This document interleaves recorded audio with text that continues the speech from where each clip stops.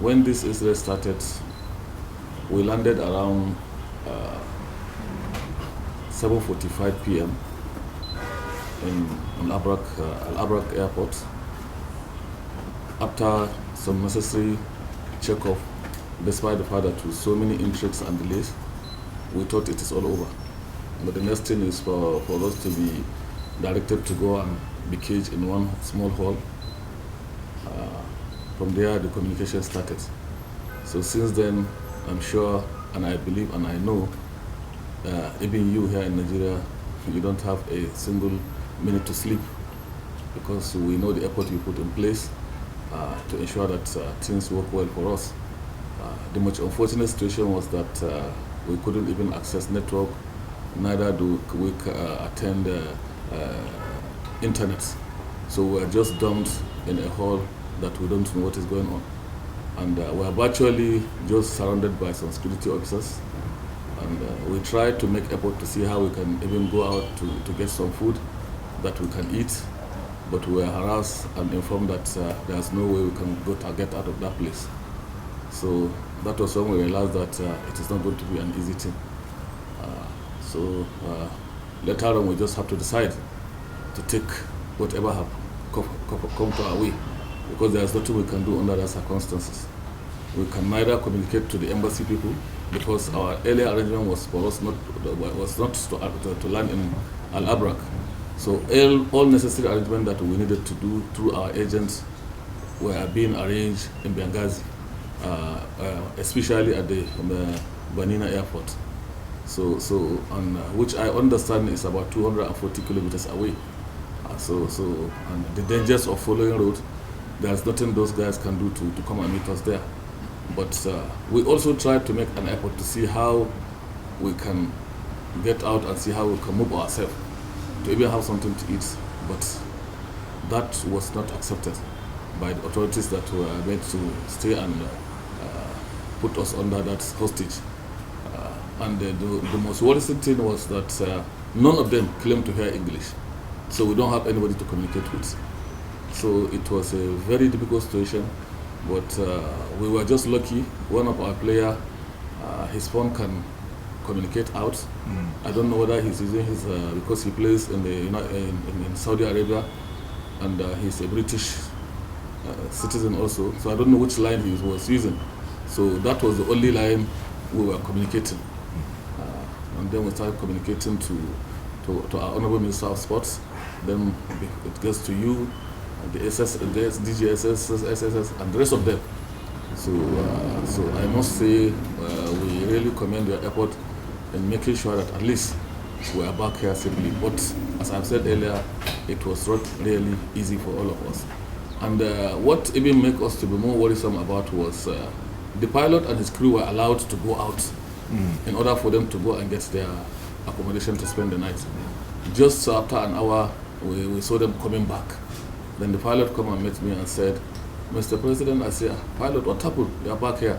He said, "No, we got to the hotel. They said they were given an instruction that anybody that is carrying Nigerian passport should not be accommodated." Then the pilot is a Tunisian, and his co-pilot is from South Africa. He said, "Then how can I come and sleep here and leave my crew? I can't sleep here." So he said, "Virtually that is why they are back." But because he's a Tunisian and he worked in Libya for about 2 years as a pilot, that was even one of the key reasons that helped us to see that we land in Al-Abrak airport safely, because all the necessary navigators and other things that were needed in an airport for such kind of landing were not at that airport. So it was just because he was used to the terrain for 2 years, that was how he was able to maneuver it and get us down. Even as he was complaining to them that time that he didn't have enough fuel, that he can be roaming around, but they still insist it is an authority, it is instruction from the higher authority. There's nothing they can do. He has to divert and go and park. So the pilot later has to use his personal connection to talk to one of his friends.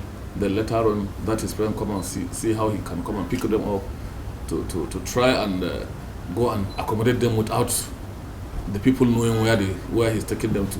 That is how they were able to rest, for us to even feel free to follow him to play, because had it been they were not able to fall into the situation we found ourselves, we even could have allowed him to play us at that time that we left the country. But Alhamdulillah, as I've said, I want to once again use the opportunity to thank you and the government of our great country, especially our leader, the President Bola Ahmed Tinubu, for all prayers and efforts they have put in place to make sure that we are back home safely without anybody being harmed. Thank you very much, sir. I am truly delighted to be sitting here with the President of the Nigeria Football Federation after the ordeal of our national team in Libya, under very difficult circumstances. But I think this situation puts paid to the commitment of the President Bola Tinubu administration to Nigerian citizens, wherever they are, wherever they may find themselves. This is why we worked round the clock to ensure that the national team was back safely in Nigeria. It's unfortunate because Libya still remains a divided country with two competing governments, sadly. The acting ambassador that we have here, the chargé d'affaires, is from the Western government, whereas the national team went into the Eastern territories. So which meant that we had to reach out, because as a nation, our priority is to secure the safety of our citizens. So even though the government that is present here, that is recognized, is not the one that clearly has de facto jurisdiction on the eastern side where the national team was sent to play this game, we had to engage with the foreign minister of the eastern side of Libya. And I believe it was only after that engagement that we were able to get concrete action and results with regards to the fueling of the aircraft. I believe, well, what he told me on the phone is that eventually you were able to be provided with some food and some water before taking off. So you see, this is what he was telling us here. He was telling us here that there's even food and water now. Nobody gave us anything. And then eventually we were sent the video clip of the plane taking off from the airport. It's unfortunate, but it means also that we have to work closely together with the NFF to ensure that whenever they're going out, we're fully aware and we brief them properly on the prevailing conditions of wherever they're going to play. Because again, I think part of the problem was some in Libya felt that there was poor treatment of their own football team when they came to Nigeria, but that does not even apply, because the whole essence of sports and the sporting ethos is to take it outside of politics and to ensure that the maximum level of fairness is applied.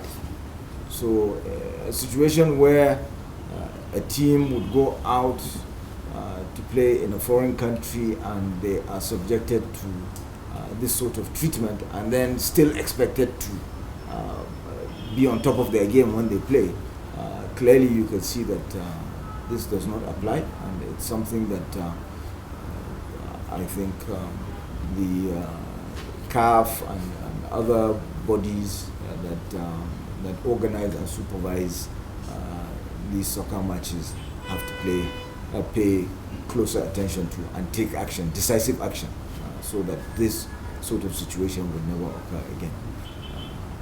Thank you very much.